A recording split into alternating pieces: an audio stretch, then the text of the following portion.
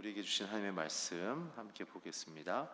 누가복음 15장 11절로 24절 말씀입니다. 누가복음 15장 11절로 24절 말씀. 우리 한 절씩 번갈아 가면서 읽겠습니다. 예수께서 말씀하셨습니다. 어떤 사람에게 두 아들이 있었다. 작은 아들이 아버지에게 말했다. 아버지, 재산 중에서 제가 받을 몫을 주십시오. 그래서 아버지는 두 아들에게 살림을 나눠 주었다. 며칠 뒤 작은 아들은 자기가 가진 것을 모두 챙겨서 멀리 다른 나라로 떠났다. 그리고는 거기서 방탕하게 살면서 그 재산을 낭비했다. 그가 모든 것을 탕진했을 때 그 나라 전역에 심한 흉년이 들어 형편이 어려워지기 시작했다. 그래서 그는 그 나라 사람들에게 일자리를 얻었는데 그 사람은 그를 들판으로 내보내 돼지를 치게 했다. 그는 돼지가 먹는 쥐엄나무 열매라도 배를 채우고 싶지만 그것마저 주는 사람이 없었다. 그제야 제정신이 들어서 말했다. 내 아버지 집에는 양식이 풍부해서 일꾼들이 먹고도 남는데 나는 여기서 굶어 죽는구나. 내가 일어나 아버지에게 돌아가 말해야겠다. 아버지, 제가 하늘과 아버지께 죄를 지었습니다. 저는 더 이상 아버지의 아들이라 불릴 자격이 없으니 그저 하나의 일꾼으로나 삼아 주십시오. 그리고서 아들은 일어나 아버지에게로 갔다. 아들이 아직 멀리 있는데 그 아버지는 아들을 보고 불쌍히 여겨 아들에게 달려가 그의 목을 껴안고 입을 맞췄다. 아들이 아버지에게 말했다. 아버지, 제가 하늘과 아버지께 죄를 지었습니다. 이제 아들이라고 불릴 자격도 없습니다. 그러나 아버지는 종들에게 말했다. 어서 가서 가장 좋은 옷을 가져와 이 아이에게 입혀라. 손가락에 반지를 끼우고 발에 신을 신겨라. 살찐 송아지를 끌어다 잡아라. 잔치를 벌이고 즐기자. 내 아들이 죽었다가 다시 살아났다. 이 아들을 잃었다가 이제 찾았다. 이렇게 그들은 잔치를 벌이기 시작했다. 기도하고 말씀 나누겠습니다. 하나님 아버지, 오늘 이렇게 눈이 내리는, 그래서 온 세상이 하얗게 변했습니다. 오늘 우리의 마음에도 주님의 생명의 말씀이, 성령의 은혜와 빛이 우리에게 비춰지고 덮게 하여 주시옵소서. 예수 그리스도의 이름으로 기도했습니다. 아멘. 대강절 네 번째 주고 세 번째 말씀을 제가 전하게 되어졌습니다.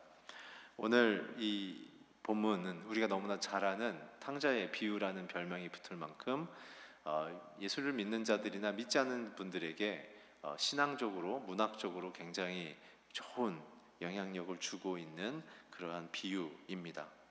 오늘 저는 이 본문을 갖고서 Father's Heart, 아버지의 마음이라는 제목을 잡았습니다.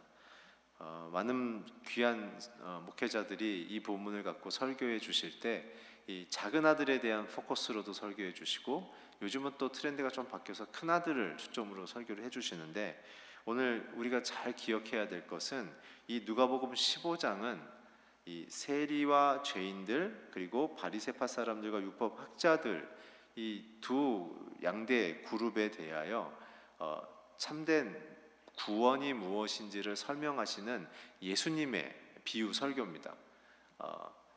잃어버린 한 마리의 양에 대한 비유, 잃어버린 한 드라크마의 비유, 그리고 이제 둘째 아들에 대한 탕자의 비유를 우리가 봤을 때, 사실은 이 비유의 초점은 첫째 아들도 아니고 둘째 아들도 아니고 바로 아버지의 마음이죠. 이들을 어떻게 돌보며 어떻게 맞이하시는가. 그래서 이 대강절 크리스마스 시즌을 맞이하는 저와 여러분의 마음속에 나를 받아주시고 나를 사랑하시는 이 Father's Heart, 아버지의 마음이 뭔지를 우리가 붙잡기를 주의 이름으로 축원합니다. 우리 11절부터 13절까지 다시 한번 읽겠습니다. 11절부터 13절 시작. 예수께서 말씀하셨습니다. 어떤 사람에게 두 아들이 있었다. 작은 아들이 아버지에게 말했다. 아버지, 재산 중에서 제가 받을 몫을 주십시오. 그래서 아버지는 두 아들에게 살림을 나눠 주었다. 며칠 뒤 작은 아들은 자기가 가진 것을 모두 챙겨서 멀리 다른 나라로 떠났다. 그리고는 거기서 방탕하게 살면서 그 재산을 낭비했다. 오늘 이 탕자의 비유는 이 네 가지의 문장으로 정리할 수 있습니다. 첫 번째는 아버지의 공급과 보호로부터 아들의 떠남에 대한 이야기가 첫 번째 플롯이고요. 두 번째는 떠난 후에 가난해짐. 세 번째는 아버지의 아들로서 자리를 그리워함. 네 번째는 아버지가 사랑으로 받아주심. 굉장히 멋있는 이 스토리텔링의 구조를 예수님께서 지금 비유로 설명하고 있습니다. 그래서 저는 오늘 이 본문은 웬만큼 다 아시기 때문에 이 스토리텔링에 대한 이야기를 하는 게 아니라 도대체 특별히 이 두 번째 아들에 대한 아버지의 마음이 뭔지에 대한 초점을 갖고 오늘 좀 같이 묵상하고 우리가 기도했으면 좋겠어요. 제가 오늘 두 가지의 포인트를 드리는데요. 첫 번째 포인트는 뭐냐면 아버지의 마음은, 하나님의 사랑은 내 허물을 덮으십니다. 첫 번째 Father's Heart는 뭐냐면 내 허물을 덮으시는 사랑입니다. 내 허물을 덮으시는 사랑. 하나님의 사랑은 내 허물을 덮으십니다 라는 거죠. 오늘 예수님께서 특별히 두 아들을 비유로 드신 이유가 뭘까요? 이 두 아들의 의미를 우리가 알고서 이 본문을 봐야 합니다. 안 그러면은 우리가 이 예수님의 이 설교의 핵심을 놓치기 때문이죠. 이 두 아들의 의미는 뭐하냐면 구원받기 전의 모습입니다. 구원받기 전의 모습. 근데 잘 보셔야 될 게 아버지의 큰아들, 작은아들로서의 관계가 형성되어 있죠. 따라서 오늘 이 두 아들들은 구원에 대한 메시지에 노출되어 있고 구원에 대한 메시지는 듣고 있지만 구원을 받지 못한 상태의 사람을 얘기하는 것입니다. 그러면 오늘 이 첫째 아들과 둘째 아들이 도대체 어떠한 의미가 있는지를 표로 제가 좀 정리해 봤는데요. 한번 보시겠어요?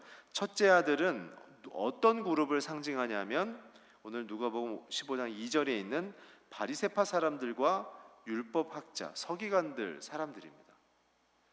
결국은 이 사람들은 하나님에 대한 깊은 연구와 묵상은 있지만 구원에 아직 이르지 못했다는 것이죠. 따라서 이 첫째 아들이 주는 우리에게 의미는 무엇이냐면 신앙을 도덕성과 종교성으로 가져가고 있다는 거예요. 내가 어떻게 더 높은 도덕성의 사람이 될 건가? 내가 어떻게 더 신비적 체험을 통해 내가 어떤 영향을 받을 것인가에 대한 이 종교성, 혹은 성경 말씀을 내가 얼마나 잘 지키는지에 대한 자기 자랑과 자기 확신 속에 있는 상태, 내가 얼만큼 믿었는지에 대한 자기 신앙의 연륜에 대한 상태인 거죠. 이런 첫째 아들의 그룹들은 예수님에 대한 태도는 어떠냐면 바로 적대적입니다. 우리가 오늘 본문에 삼지 않았지만 오늘 15장 28절에 보면 아들은 화가 났다라고 얘기하죠. 화가 났다. 사복음서를 보게 되면 메시아를 기다리고 가르치고 있던 바리새파, 또 사두개인, 그리고 서기관들은 어떻게 하고 있어요? 예수님이 직접 나타나자 예수님을 죽이려고 하죠. 성도들의 마음속에 예수님을 사랑한다고 하지만 예수님의 참된 말씀이 내 마음에 비치면 화가 난다는 분들이 있어요. 간증을 들어보면 하나님의 은혜가 임하면 갑자기 화가 난다는 거예요. 저항감이죠. 자기 자신이 자기 자리를 고수하려는. 그럼 둘째 아들의 의미는 무엇인가? 바로 세리와 죄인이에요. 세리와 죄인. 이 사람들은 신앙에 대한 관심도 없고 신앙에 대한 삶도 없는 그런 상태의 사람들.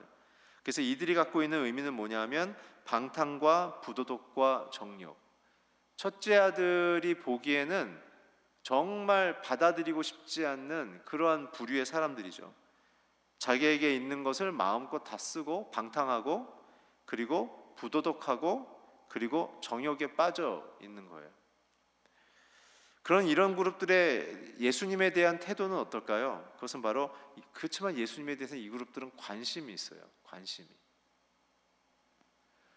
놀랍게도 여러분, 첫째 아들과 둘째 아들은요 전혀 다른 그룹이 아니라요, 사실은 똑같은 사람들이에요. 자기가 주인 된 사람들.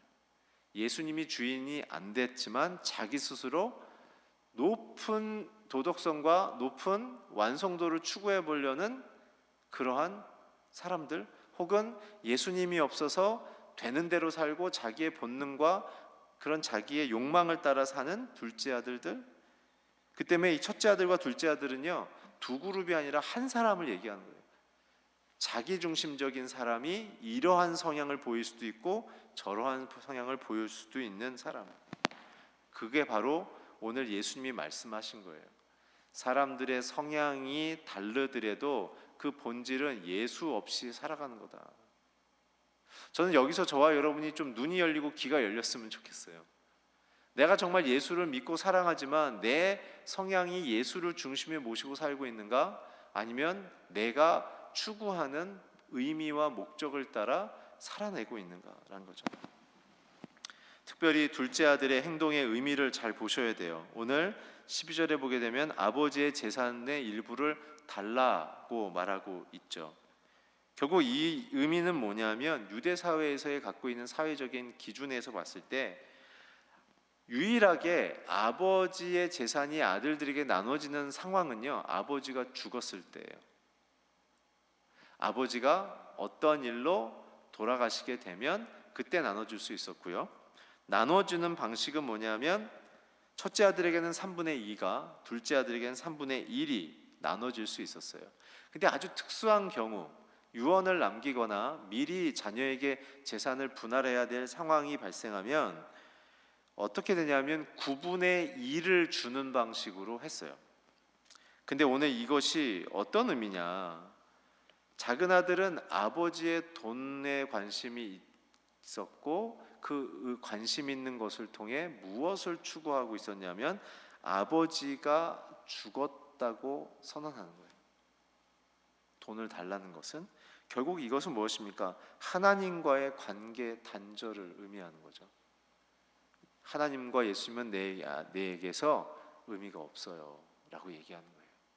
오늘 그러한 상태에 있는 자들에 대하여 예수님이 첫째 아들, 둘째 아들에 대한 얘기를 했던 거죠. 오늘 15장 1절에 2절에 보게 되면 세인과 바리새인, 세리들과 죄인들이 이야기를 들었을 땐 아마 이렇게 반응했을 거예요. 와, 둘째 아들 머리가 되게 좋다. 9분의 1에도 자기가 필요할 때 융통하려고 땡겨 쓰는구나. 그러나 바리새파 사람들과 이 서기관들은 율법의 기준에 의해서는 저를 쳐 죽여야겠다라고 화가 났을 거예요. 화가 났어요. 첫째 아들처럼. 오늘 저와 여러분이 이 예수님이 말씀하시는 둘째 아들의 행동이 우리 안에 있는지를 살펴봐야 합니다. 내가 예수님을 정말 내 인생의 중심에 모시고 있는가? 아니면 그분을 정말로 기다리고 있는가 하는 거죠. 낳아준 아버지의 존재를 부정한다는 것은 나를 창조하신 하나님을 부정하는 거예요. 오늘 둘째 아들에게 통해서 우리에게 주시는 메시지는 사랑하는 내 아들과 딸들아, 내가 너를 창조한 아버지다라는 사실이 믿어지냐라고 물으시는 거예요. 근데 그 창조주를 부정하고 사는 것은 마치 오늘 도덕적으로 아버지가 살아계시지만 죽은 자처럼 얘기하는 이 불효자식과 같은 마음을 갖고 있는, 자기의 존재 자체를 부정하는 모순이 발생되는 상황인데 너는 나를 창조주로 고백하니? 이렇게 아버지를 부정하게 되면 어떤 결과가 나오냐면 자기 정체성과 삶의 목적이 상실되어져요. 왜요? 나를 낳아준 육신의 아버지를 부정하게 되면 자기의 뿌리가 사라지는 거 아니에요? 나를 창조하신 영적인 아버지를 부정하게 되면 나는 도대체 어디서 왔다는 얘기입니까? 그리고 나는 무엇을 위해 만들어졌다는 얘기입니까? 그 사실을 싸그리 지워버리게 된다면 이제 어떠한 현상이 일어나냐면 자신의 정체성과 목적을 증명할 대체품 찾기에 사람들은 빠져버려요.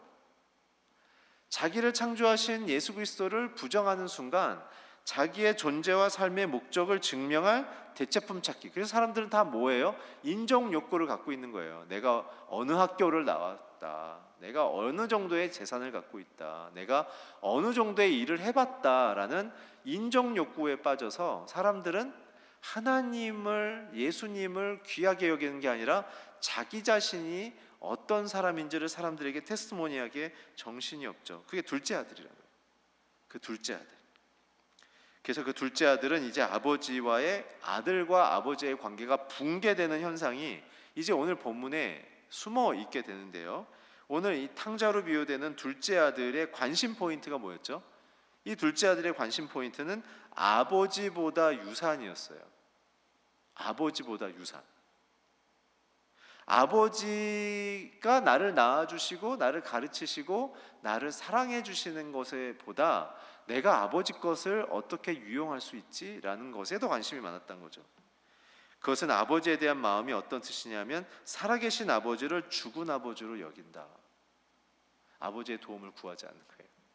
아버지의 지혜를 의지하지 않는 거예요.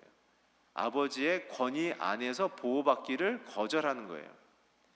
그래서 죄성이 우리에게 언제 표면적으로 나타나요? 잔두이라는 교육학자가 얘기한 것처럼 사춘기를 통해서 우리에게 드러나는 것처럼 보이죠.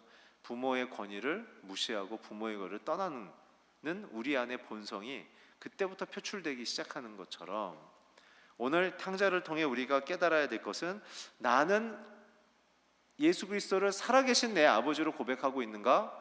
아니면 예수님이 주시는 그 능력과 그 재주에 나는 더 관심이 많은가? 예수님이 도와서 내 인생이 더 개선되고 발전되는 그 유산에 관심이 많은가? 아니면 나를 만드시고 나를 사랑으로 끄시는 그 예수님을 더 살아계신다고 고백하는가? 이 아버지의 관심 포인트는 뭐였죠? 아들에게 있었어요. 아들에게. 유산을 가져가도 자기의 유산을 기꺼이 내주고 돈에 관심이 있는 게 아니라 이 아들에게 관심이 더 있었죠.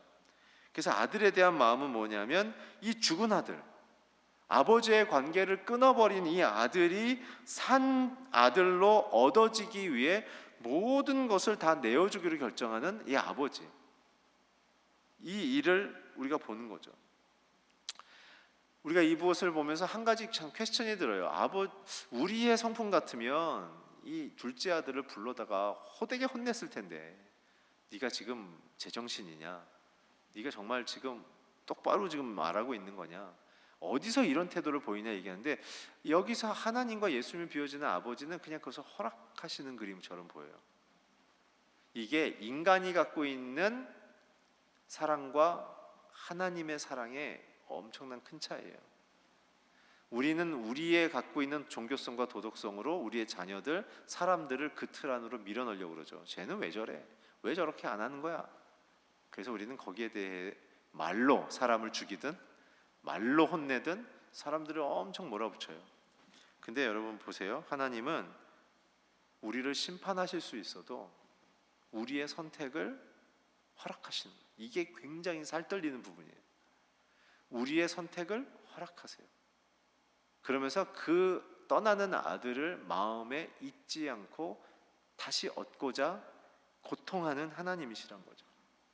그래서 그 길을 가는 것에 대하여 경고하시고 깨닫기를 원하지만 깨닫지 않고 그 길을 가는 자들에게는 그 길을 경험할 수 있는 허락을 주시는 거예요. 여기서 기억하세요. 하나님은 선하게 창조하신 모든 세계 속에 하나님의 영광과 존귀와 부귀를 우리에게 다 주시기를 원해요. 그렇지만 거기에서 내가 필요한 대로 내가 원하는 대로 내 인생을 살기로 결정하면 하나님 또 그거 허락하세요. 대신 그것에 대한 결과는 오롯이 내가 감당하고 책임져야 돼요. 대신 하나님은 돌아오기를 또 문을 열고 기다리고 계시는 거죠. 오늘 저와 여러분의 존재와 소유의 일반적인 시작은 바로 우리의 육신의 아버지로부터 주어진다는 것을 우리는 알고 있어요. 그래서 예수님은 이런 얘기 하시죠. 세상에서 아무리 악한 자가 자식이 떡을 달라 하면 누가 돌을 줄 것이며 누가 고기를 달라 하면 전갈을 주겠느냐? 하물며 너희에게 아들을 내어주시는 이가 이보다 더 좋은 거 주지 않겠니? 그래서 어떻게 해요? 너희는 먼저 그의 나라와 그의 의를 구하라. 그러면 이것을 너희에게 더하시겠다 말씀하시죠. 예수님의 사랑은요, 하늘 아버지가 모든 것을 다 주시는 것을 말씀하고 계세요.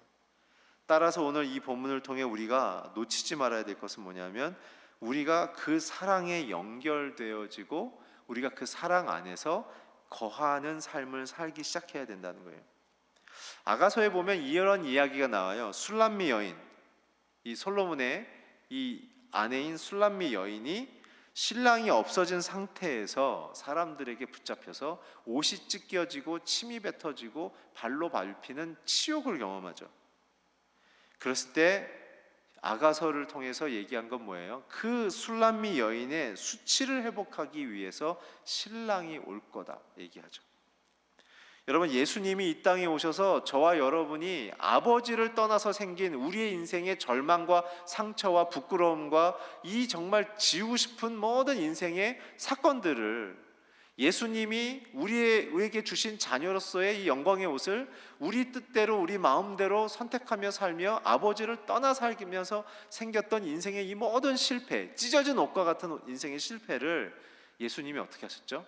붉은 옷을 입으시고 그것이 사람들의 로마 군인들에 의해서 다 찢겨져서 분깃으로 나눠져서 벌거벗겨지시고 거기서 멈춰주지 않고 우리의 허물과 죄 때문에 자신의 살이 다 술람미 여인의 옷처럼 다 찢겨져서 그 찢어진 살을 통하여 피와 물이 쏟아지게 되어져 그 예수의 보혈, 예수의 십자가의 죽음과 부활을 통해 저와 여러분의 모든 수치와 이 부끄러움들이, 이 수치들이, 이 죄로 인한 죽음과 절망들이 다 씻어지는 역사가 일어난 것 아닙니까?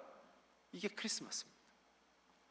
오늘 나는 내 뜻대로 멋있게 출발하는 둘째 아들처럼 깃발을 휘날리며 나갔지만 결국 아버지를 떠남으로 생긴 내 인생의 이 모든 부끄러움과 수치와 이 모든 무너진 상태들이 오늘 예수 그리스도의 그 찢어진 몸, 찢어진 모든 그 상처를 통해 피와 물이 쏟아져서 저와 여러분이 오늘 씻김을 받고 그 수치가 다 사라졌다는 것이죠. 오늘 이것이 우리에게 선포되기를 축복합니다. 지금 어떤 도덕적으로 갔다가 돌아와서 아버지가 나를 사랑해주는 감동의 드라마처럼 보이는 게 아니라 오늘 탕자의 뷰는 그것을 훨씬 뛰어넘는 저와 여러분의 존재와 이 소유와 이 아버지와의 관계를 통한 우리에게 주신 참된 이 생명의 자리, 복의 자리가 무엇인지를 알려주시는 거죠. 여러분들이 갖고 있는 자기 증명하기의 인생을 떠나서 이제 예수님이 우리를 위하여 몸짓고 피 흘리신 우리의 수치를 다 씻으신 이 기쁨의 영광의 자리로 돌아오기 주의 여러분 축원합니다. 우리의 정체성의 시작이 예수 그리스도가 되기를 축복합니다. 우리 14절부터 20절까지 한번 같이 읽겠습니다. 본문 시작. 그가 모든 것을 탕진했을 때 그 나라 전역에 심한 흉년이 들어 형편이 어려워지기 시작했다. 그래서 그는 그 나라 사람에게 일자리를 얻었는데 그 사람은 그를 들판으로 내보내 돼지를 치게 했다. 그는 돼지가 먹는 쥐엄나무 열매라고도 하는 배를 채우고 싶었지만 그것마저 주는 사람이 없었다. 그제야 제정신이 들어서 말했다. 내 아버지 집에는 양식이 풍부해서 일꾼들이 먹고도 남는데 나는 여기서 굶어 죽는구나. 내가 일어나 아버지에게 돌아가 말해야겠다. 아버지, 제가 하늘과 아버지께 죄를 지었습니다. 저는 더 이상 아버지의 아들이라 불릴 자격이 없으니 그저 하나의 일꾼으로나 삼아 주십시오. 그리고서 아들은 일어나 아버지에게로 갔다. 아들이 아직 멀리 있는데 그 아버지는 아들을 보고 불쌍히 여겨 아들에게 달려가 그의 목을 껴안고 입을 맞췄다. 두 번째 Father's Heart는 뭐냐면 하나님의 사랑은 나를 다시 끌어안아 주신다는 것입니다. 하나님의 사랑은 나를 다시 끌어안아 주십니다. 나를 다시 끌어안으시는 아버지의 사랑, 이것이 아버지의 마음의 두 번째죠. 오늘 아버지와 둘째의 관계가 붕괴되고 이제 또 한 번 봐야 될 게 단절되어지는 이 상황을 제가 표로 정리해 드리는데요. 이 탕자가 갖고 있는 관심 포인트는 뭐였냐면 아버지의 유산을 이어서 이제는 뭘 하냐면 먹고 마시고 자랑하며 자신을 높이는 삶으로 관심 포인트가 한 번 더 아버지를 향해 멀어지기 시작하는 거예요. 아버지가 주신 것으로 아버지께 감사하는 게 아니라 이게 내 거라고 주장하고 내가 얻었다고 고집하며 이제는 내 맘대로 먹고 마시고 자랑하고 자기가 했다고 자신하는 삶. 그래서 이 탕자가 갖고 있는 아버지의 마음은 뭐냐면 아버지를 잊기예요. 왜요? 주신 분을 고백하면 자기를 높일 수 없으니까. 아버지를 잊게 하고 아버지가 나와 상관없다 얘기해야 다 내가 한 거니까. 오늘 우리의 신앙 속에 아버지로부터의 공급과 아버지가 허락하셔서 내 인생이 됐다고 고백하시는 모든 분들이 되길 축복합니다. 아버지를 잊지 않고 살기를 바랍니다. 그러면 아버지는 이 상황 속에 이 탕자에 대해서 어떤 마음을 갖는가? 아들이 간 방향을 바라보며 매일 기다리기. 그래서 아버지가 갖고 있는 탕자에 대한 마음은 뭐예요? 아들을 잊지 못함이에요. 여러분, 이 정도 되면요 부모 자식도 갈라서야 합니다.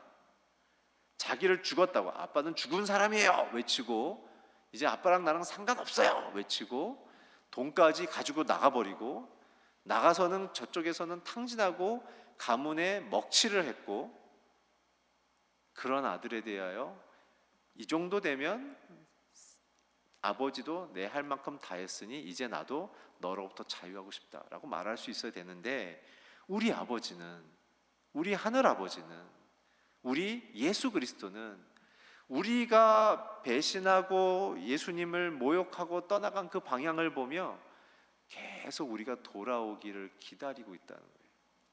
본문에는 안 나왔지만 제가 왜 이렇게 얘기한 줄 아세요? 레위기에 그게 나와 있어요. 레위기에 보면 성막을 짓고 어떻게 세링하라는 얘기 나오죠.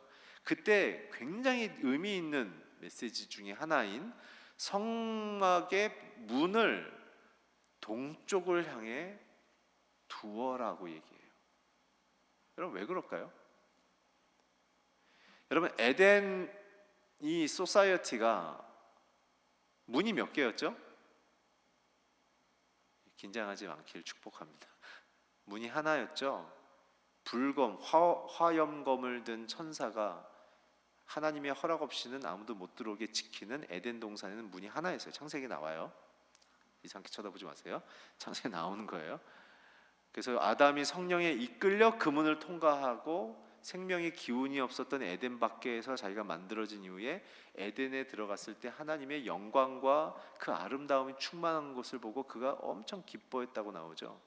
근데 어떻게 해요? 그들이 둘째 아들처럼 하나님의 준 것을 자기 것으로 생각하고 먹고 마시고 자랑하고 자기를 높이기 위해서 선악과의 손에 댄 순간, 아버지와 상관없다는 고백을 하는 순간 그들이 이제 죄로 인해 아버지와 분리되며 에덴을 나와야 되는 상황 속에 그들이 문 밖으로 나오면서 어디로 갔어요?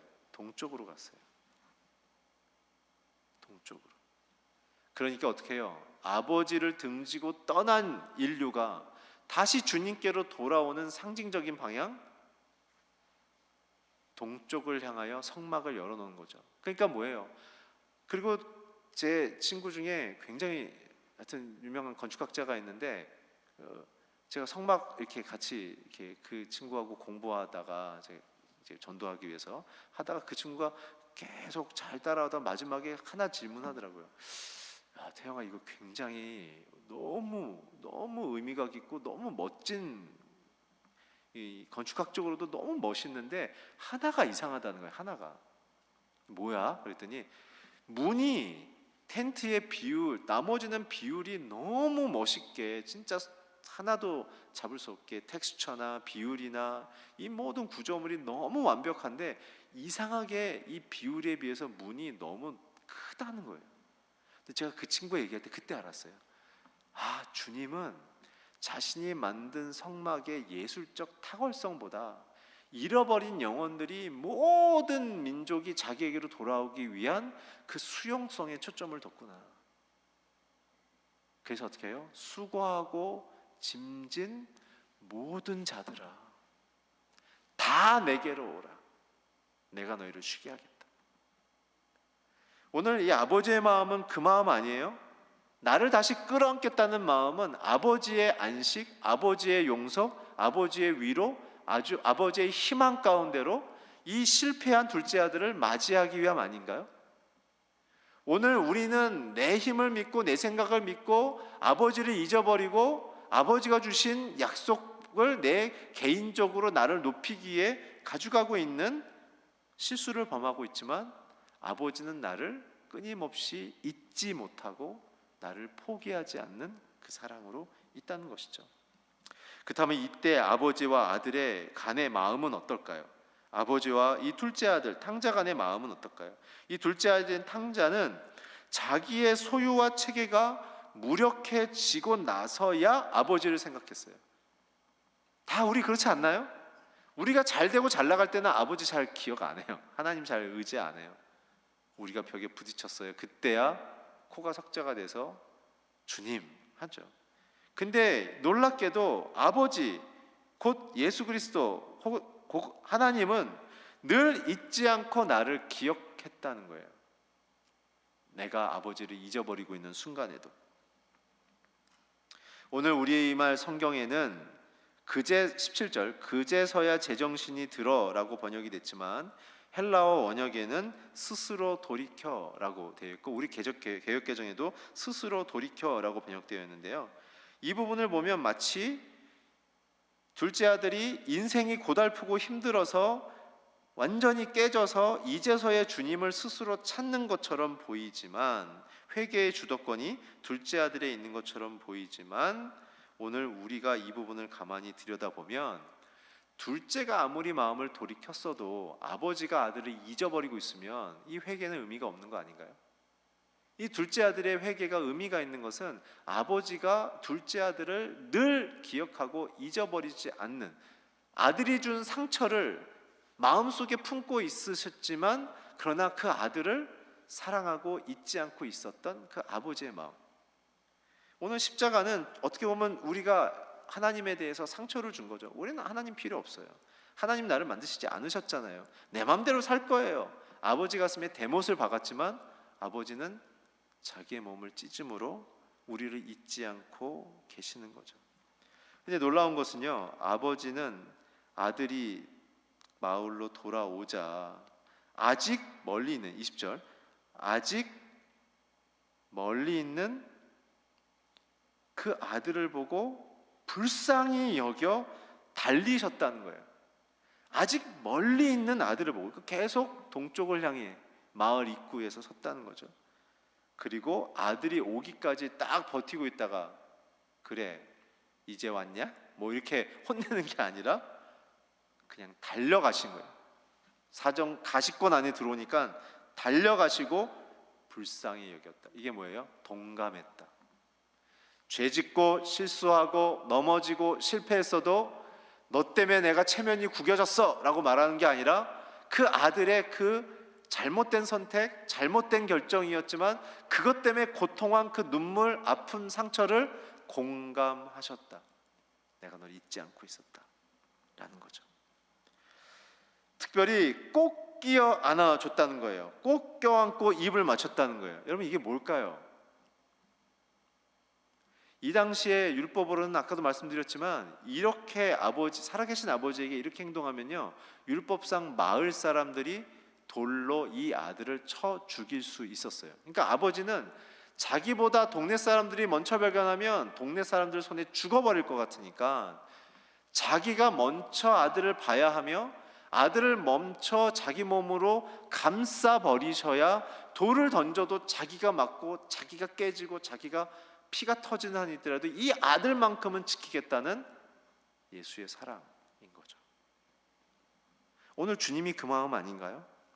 오늘 저와 여러분이 실패하고 넘어지고 주님을 향해 멀리 떨어져 있어도, 주님을 찾지 않아도 주님은 달려오셔서 우리를 껴안기로 결정하시는 분. 오늘 이 가운데 둘째 아들과 아버지의 대화를 한번 보겠어요. 우리 21절 자막을 통해 함께 읽겠습니다. 시작. 아들이 아버지에게 말했다. 아버지, 제가 하늘과 아버지께 죄를 지었습니다. 이제 아들이라고 불릴 자격도 없습니다. 둘째 아들의 고백은 두 가지예요. 나는 죄를 졌습니다. 하늘에도 지고 아버지에게도 졌습니다. 이 아들이 이제 뭔가 보이나 봐요. 육신의 아버지도 보이고 영혼의 아버지도 보이나 봐요. 이제 그가 자기 죄를 고백해요. 두 번째, 아들의 자격이 없다고 인정해요. 여러분, 크리스마스는 어느 사람에게 유익이 있는가? 어느 사람에게만 이것이 빛나는 시즌인가? 하나님 앞에서 자기 죄를 고백하고 내가 구원받을 자격이 없는 자였음을 인정하는 자들. 마치 예수님이 얘기했죠. 내가 온 것은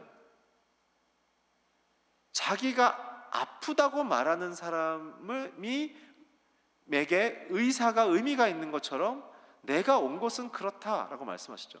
스스로 건강하다. 난 죄 없어. 나는 알아서 살 수 있어. 나는 하나님의 아들 자격 관심 없어. 내가 갖고 있는 것은 마음대로 살 거야. 이런 사람들에게는 크리스마스는 감동이 없어요. 근데 누구예요? 하나님 앞에 하나님이 없이는 나는 살아날 수 없다고 고백하는 자들만이 하나님을 만나는 거예요. 이것에 대한 아버지의 선언이 있어요. 22절부터 24절인데요. 우리 자막을 통해 함께 읽어주십시오. 시작. 그러나 아버지는 종들에게 말했다. 어서 가장 좋은 옷을 가져와 이 아이에게 입혀라. 손가락에 반지를 끼우고 발에 신을 신겨라. 살찐 송아지를 끌어다 잡아라. 잔치를 벌이고 즐기자. 내 아들이 죽었다가 다시 살아났다. 이 아들을 잃었다가 이제 찾았다. 이렇게 그들은 잔치를 벌이기 시작했다. 아버지의 선언은 뭐냐면 24절. 이 아들은 죽었다 다시 살아났다. 잃어버렸다 다시 찾았다는 거예요. 아버지는 죽었던 아들이 살아났다고 선언해 주는 것. 오늘 저와 여러분이 가장 듣고 싶은 얘기 아닙니까? 오늘 주님이 저와 여러분에게 네가 살았다라는 음성을 들으시길 주여로 축복합니다. 근데 네 가지를 얘기하세요. 가장 첫 번째는 22절, 가장 좋은 옷을 입혀라. 여러분 한번 생각해 보세요. 이 모든 것을 탕진한 이 아들이 어떤 옷을 입고 있었을까요? 아마 옷 한 벌을 세탁도 못하고요, 와서 돼지가 물어뜯고 사람들한테 밟히고 길거리에 자서 아마 옷이 거의 누더기와 그냥 엄청 냄새나는, 도대체 이게 봐줄 수 없는 몰골이었을 거예요. 주님이 바꾸라는 거예요. 바꾸라는 거. 우리에게 새 옷을 입혀주신다. 두 번째, 반지와 신발을 우리에게 끼우고 입히라 하죠. 이거는 신분 변화에 대한 확실한 법적인 선언을 이야기하는 거예요. 세 번째는 잔치를 벌이죠. 송아지를 잡아서 잔치를 벌여요. 예수 그리스도가 십자가의 죽음을 통해 우리의 인생에는 영적인 축제가 시작되는 것처럼 오늘 이 아들을 위하여 생명의 잔치를 아버지는 여셨고, 이 모든 것의 결론, 기쁨, joy. 결국 아버지의 마음의 기쁨은 뭘까요? 자신을 떠난 둘째 아들이 돌아오고 그가 회복됨이 아버지에게는 가장 큰 기쁨이에요. 오늘 저와 여러분의 기쁨은 무엇이 되어야 되죠? 잃어버린, 떠나버린 아버지에게 돌아옴이 가장 큰 기쁨이 되셔야 하는 것입니다. 오늘 저는 이 구절을 보면서 아버지가 우리에 대하여 얼마나 깊은 사랑으로 함께하고 계시는가, 그리고 우리에게 어떠한 것도 요구하지 않고 돌아만 오는 것을 통해 우리를 껴안고 우리를 새롭게 하시는가.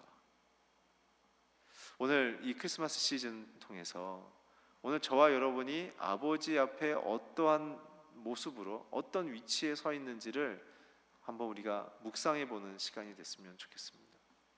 오늘 우리 함께 찬양하며 기도할 텐데요, 오늘 이 설교를 준비하면서 이렇게 생각이 들고 마음에 이 찬양이 생각나서, 제가 중학교 때, 고등학교 때인가요? 불렀던 찬양 같아요. 이런 찬양이 있어요. 있는 모습 그대로, 있는 모습 그대로, 있는 모습 그대로 주님께로 오십시오.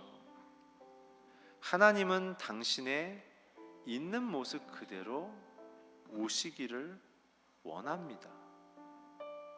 오늘 이 탕자가 귀했던 것은 자기의 자리에서 아버지를 떠난 자기 자신을 깨닫고 자신이 영혼을 들여다보며 아버지 없이 살 수 있었을 것 같은 내 인생 속에 이젠 아버지 없이는 살 수 없다라는 믿음의 고백을 그가 시작했다는 것이죠. 오늘 그럴 때 그는 그냥 있는 모습 그대로 갔어요. 바리새인과 서기관들은 있는 모습 그대로 나가지 않기 위해 자기들의 내면을 감추는 종교의 옷, 정치의 옷, 도덕성의 옷을 입고 주 앞에 서서 마치 주님과 동등하게 혹은 더 우월한 상태의 태도로 적대적으로 있었지만, 오늘 이 세인과 이 죄인들은 자신들의 있는 모습 그대로 가서 성전 기둥 뒤에 숨어 떨리는 모습으로 제가 구원받을 수 있겠습니까? 그때 주님은 그 세리의 기도가 더 귀하다고 말씀하셨던 것을 봤을 때, 오늘 우리의 마음속에 있는 모습 그대로 주님께 나아가서 저와 여러분 안에 있는 모든 실패한 모습, 부끄러운 모습, 주님 앞에 나아가기에 정말 자격 없는 이 모습을 끌어안아 주시고 불쌍히 여겨주시며 옷을 바꿔주시고 반지를 끼우시고 신발을 신기우시고 기쁨으로 우리를 채우시는 그 주님께로 돌아가기 원치 않으십니까? 오늘 가정에서 상처와 갈등 속에, 오늘 직장 안에서 상처와 갈등 속에 내 자신을 있는 모습 그대로 방치해 놓고 주님께로 나가지 않는 우리 안의 모습들이 있다면, 오늘 이 찬양할 때 우리를 바라보면서 너른 가슴으로 막 뛰어오시면서 잘 왔다 외쳐주시는 그 예수님, 우리를 안으시는 그 예수님의 품에 안기시는 역사가 있기를 바랍니다. 우리 함께 찬양하겠습니다. 있는 모습 그대로, 있는 모습 그대로, 있는 모습 그대로 오시오.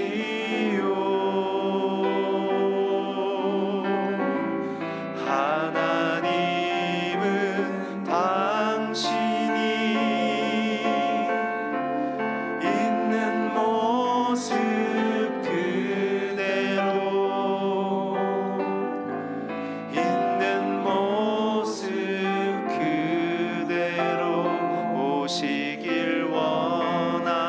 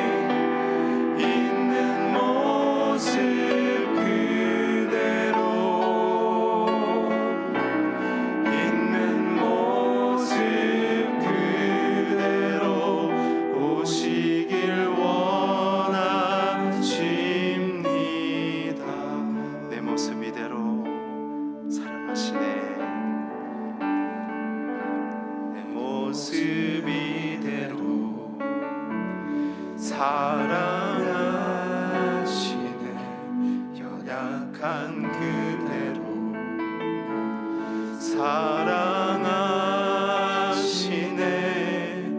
나의 모든 발걸음 주가 하시나니 날 인도하소서. 내 모습 이대로 사랑하시네.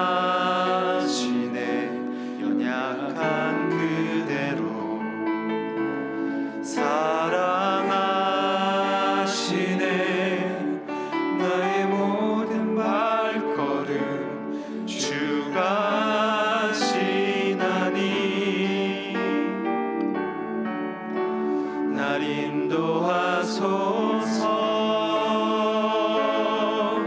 주의 날개 아래 거하는 것, 주의 임재 안에 거하는 것, 나의 가장 큰 소망, 나의 가장 큰 은혜, 주와 함께 동행하는 길. 주의 날개 아래 거하는 것, 주의 임재 안에 거하는 것,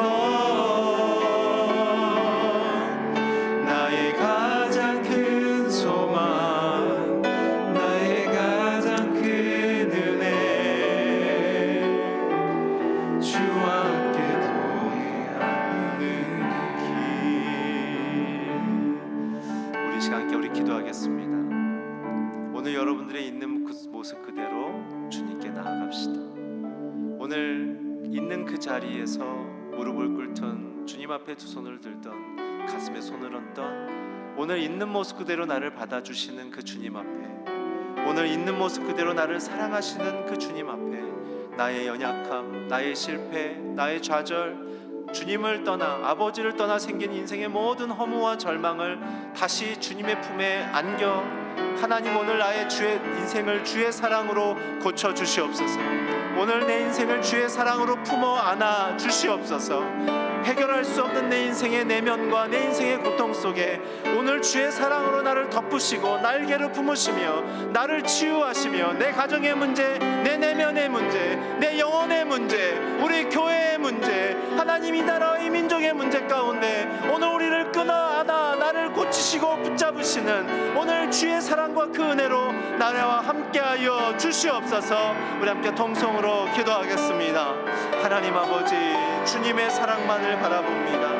오늘 있는 모습 그대로 주 앞에 나아가며 있는 모습 그대로 주님 앞에 나아가 주의 품에 안기길 원하오니, 우리 사랑하는 성도님들 오늘 내면 안에 있는 모든 영혼의 고통과 신음과 내면의 갈등과 하나님은 내 안에 해결되지 않는 모든 문제들 속에 오늘 주의 그 품에 안기게 하여 주시고, 하나님 나를 멀리서 바라보고 달려와 나를 안으시고 나를 불쌍히 여기시고 나를 향하여 주의 품으로 나를 덮으시는 그 주님, 세상과 사단의 공격과 모든 절망과 정죄감과 모든 실패감과 길을 잃어버려 모든 고통하며 신음하고 있는 우리 모든 성도님들의 인생과 가정 속에, 이 교회 속에 오늘 주님 품고 안아주셔서 주님의 사랑과 눈물로 우리를 고쳐주시고 우리를 회복하게 하여 주시고 나의 허물을 덮으시고 나를 끌어안아주시는 그 놀라운 아버지의 마음, Father's Heart가 오늘 내게 부어지게 하여 주셔서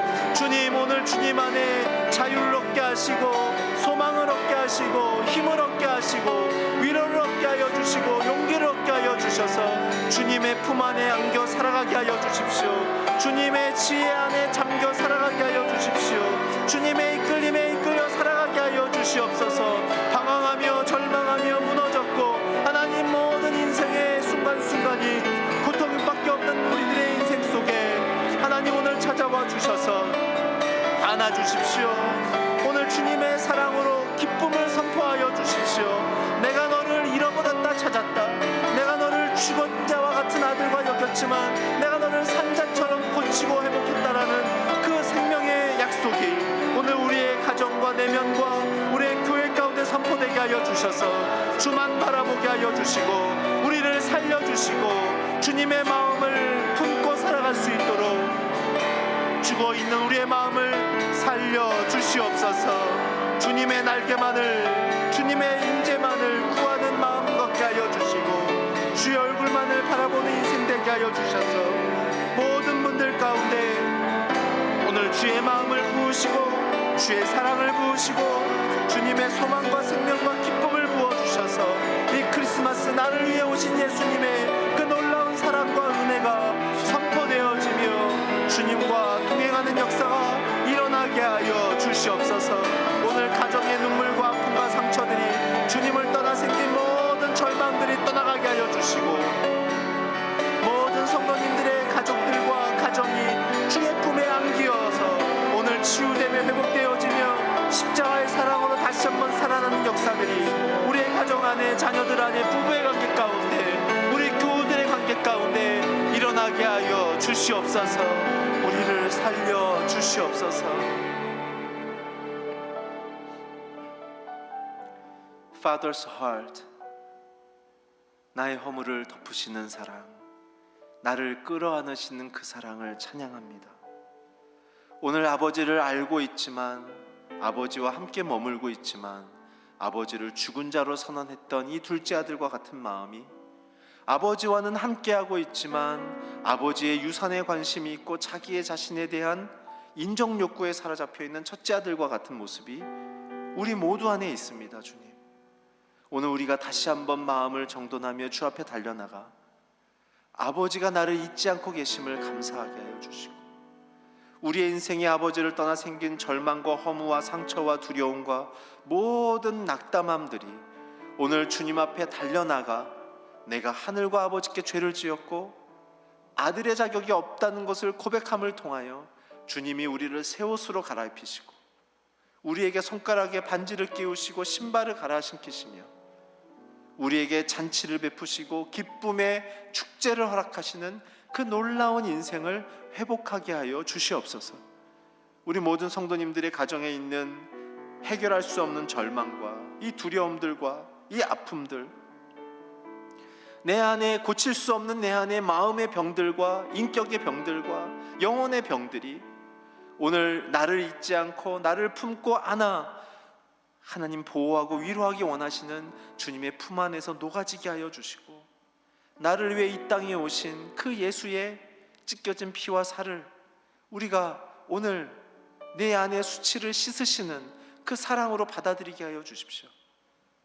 오늘 나를 향하여 Father's heart, 내 허물을 덮으시는 사랑, 나를 끌어안으시는 사랑만을 바라보며 나가는 모든 성도님들의 영혼과 가정 속에 오늘 주께서 이루고자 하시는 그 기쁨의 축제가 시작되게 하여 주시옵소서.